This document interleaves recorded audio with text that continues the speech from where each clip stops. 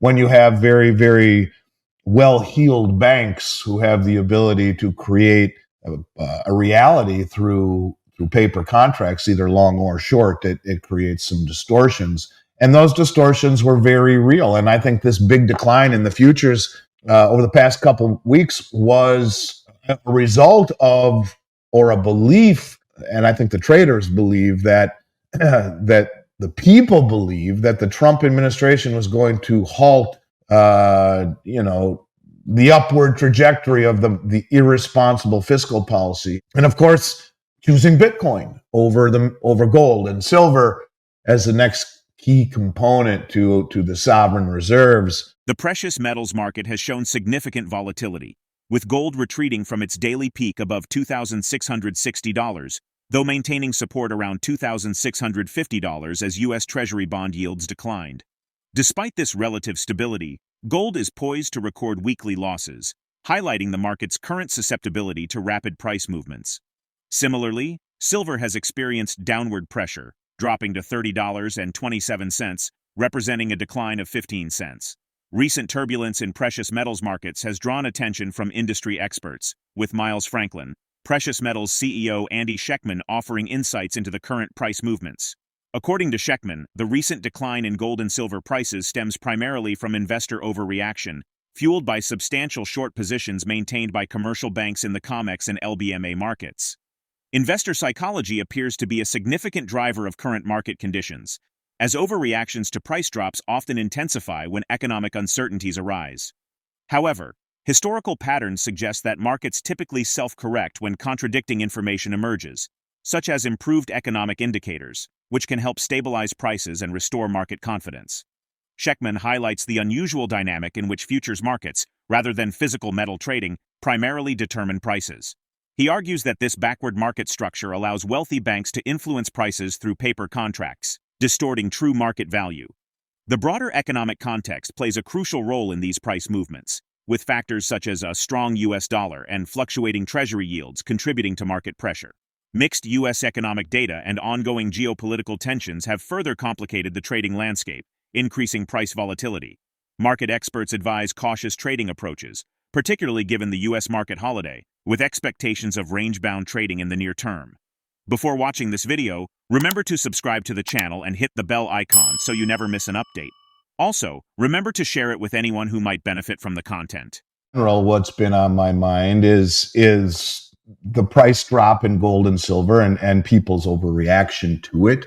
I think it was just that, an overreaction. You have massive short positions on both COMEX and the LBMA by the commercial banks, who had been getting blistered by the continual rise in the price of gold, really, and silver, really engineered by the countries in the global south who have been accumulating gold and silver hand over fist, amongst other commodities too, rare earths and base metals and even soft commodities. But we're seeing a drive to accumulate real things, which is a very dangerous position to be in for a commercial bank who's naked short. On COMEX, in the case of the silver market, short between 750 and 800 million ounces, about a whole year's worth of global mine production. In London, many times that, between 4 and 6 billion ounces short, naked short, paper short, for whatever reason. We've talked a lot about that, the military-industrial complex and the need for silver. Those numbers are irrefutable, yet not calculated in the Silver Institute supply-demand number. Another 260 or so million ounce shortfall between supply and demand for mine supply this year, according to the Silver Institute.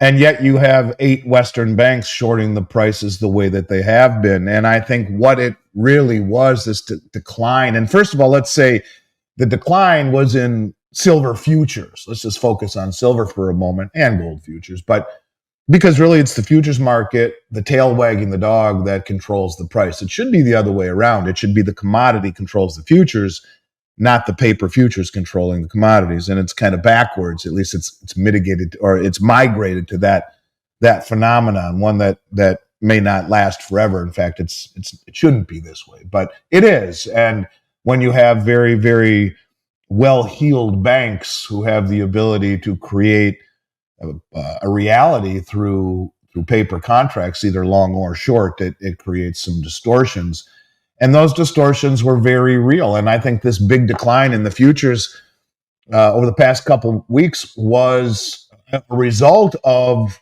or a belief, and I think the traders believe that that the people believe that the Trump administration was going to halt, the upward trajectory of the irresponsible fiscal policy and the massive spending, federal spending addiction that we have.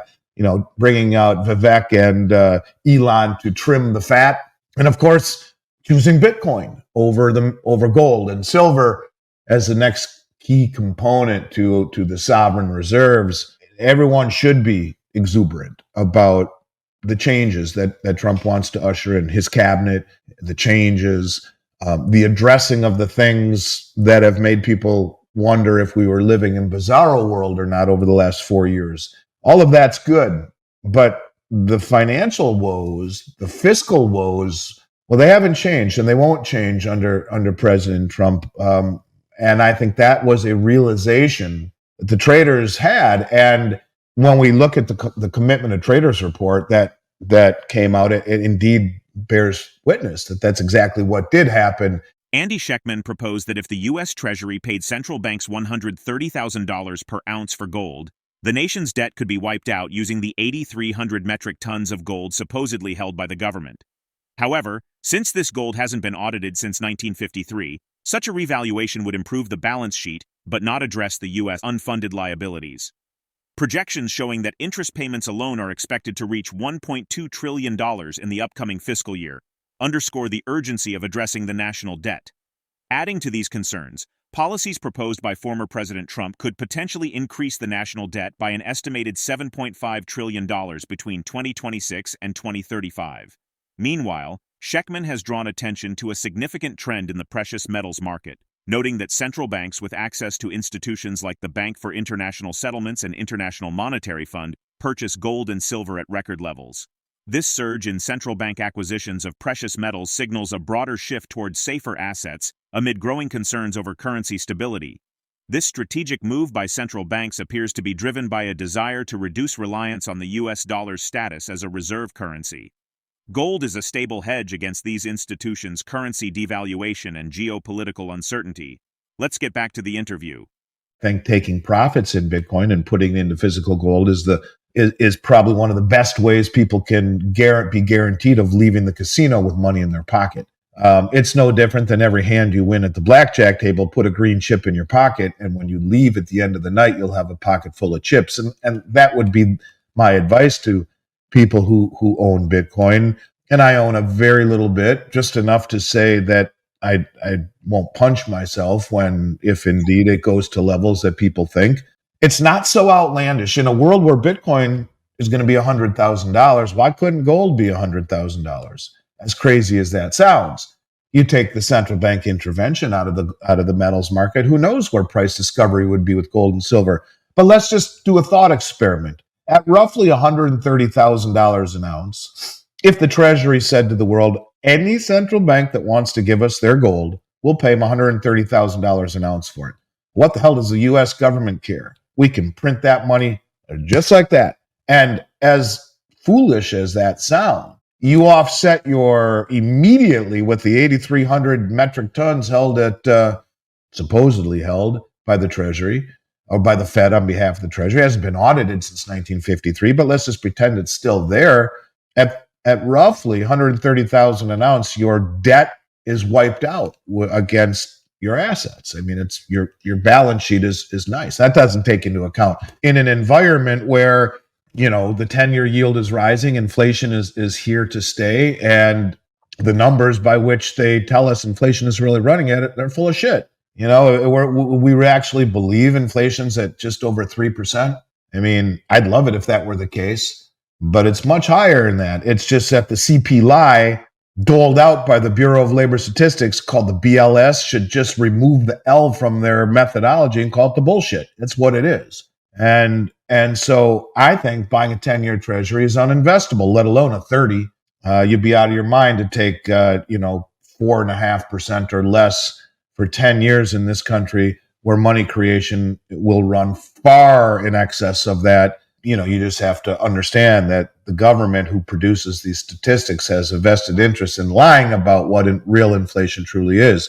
It's kind of like the way they pull things out. I think they call it hedonics, where in April of this year, coffee was up 85% year over year. So they pull it out of the CPI, whether they replace it with tea or something else, because obviously no one's going to drink coffee because it's too expensive. So let's pull it out of the CPI and exclude things like food and energy and housing, things that have been inflated forever. The growing trend of central banks accumulating gold and silver signals a shift towards more excellent financial stability. These precious metals offer a hedge against economic uncertainties and the dominance of the US dollar. Gold remains a crucial asset for safeguarding against inflation and geopolitical risks, while silver's inclusion in reserves, as seen with Russia, indicates a broader recognition of these metals' value. Will gold and silver remain central to reserve diversification, or will other assets replace them? Share your thoughts in the comments below. If you found this video insightful, don't forget to like, share, and subscribe for more updates on global financial strategies. Thanks for watching.